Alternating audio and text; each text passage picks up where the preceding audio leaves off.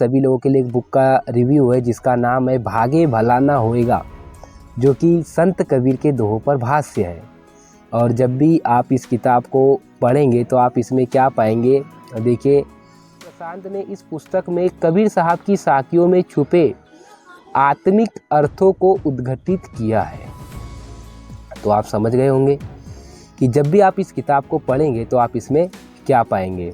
और जब भी आप इस किताब को पढ़ेंगे तो इसमें कबीर साहब की जो साखियाँ हैं, जो दो, उसका वेदांतिक अर्थ हम सभी को आचार्य प्रशांत जी ने बताया है। तो ये रही अनुक्रमाणिका, जो कि है साधोरे, जिसके दूसरा है माया महा ठगिनी और अनहद का मैदान।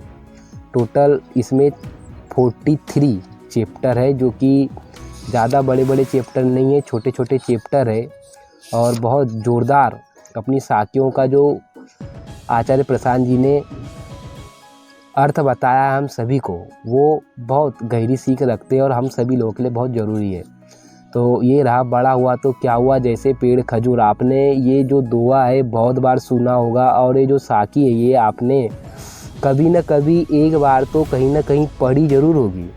तो उसी का अर्थ है बड़ा हुआ तो क्या हुआ जैसे पेड़ खजूर, पंछी को छाया नहीं, फल लागे अति दूर। तो अब उसका जो ये देख रहे हैं आप, ये वेदांतिक अर्थ है कि मतलब इस जो साखी है इसमें बताना क्या चाह रहे हैं और हम सभी लोगों के लिए क्या चीज़ें ज़रूरी है। तो वैसे ही इसमें 43 चैप्टर है, और 43 चैप्टर में ही आपको इनकी जो साखियाँ हैं वो मिलते चली जाएंगी, और आपको उनके जो अर्थ है वो आपको जब आप पढ़ेंगे तो आप सीखते चले जाएंगे, जो कि बहुत ज़ोरदार किताब है। अगर आप कबीर साहब की सीख को बहुत गहराई से सीखना चाहते हैं तो ये किताब आपके लिए थोड़ी मददगार साबित हो सकती है। और बाकी तो और भी है कबीर साहब को समझने के लिए, उनके ही बहुत बड़े बड़े जो ग्रंथ है वो अपने आप में बहुत गहरी सीख रखते हैं।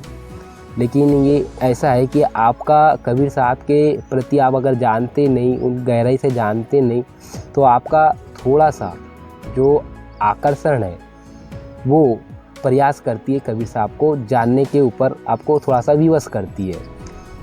अनहद का मैदान, तो आप देख सकते हैं कुछ इस प्रकार से इस किताब में आपको कबीर साहब के द्वारा जो कही गई जो साखियाँ हैं, जो दोहे हैं, उन्हीं का अर्थ आपको इस किताब में देखने को मिलता है।